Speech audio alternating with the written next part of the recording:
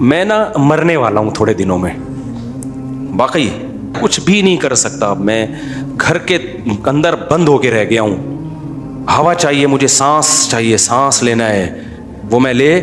نہیں سکتا۔ اللہ ہم سب کے عیوب پہ اللہ نے پردہ ڈالا ہوا ہے، اگر اللہ ہمارے عیب دنیا کو دکھا دینا تو ہماری 2% کی اوقات نہیں ہے، لہذا میرے اس کلام کو تکبر نہ سمجھیں جو میں آگے کہہ رہا ہوں۔ اب مسئلہ یہ ہے کہ دیکھو میری جو اپنی ذاتی لائف ہے نا وہ ایسی برباد ہو چکی ہے، باہر بھی تو نکلنے کا دل کرتا ہے نا، میں بیٹھ ہی نہیں سکتا کہیں بھی جا کے،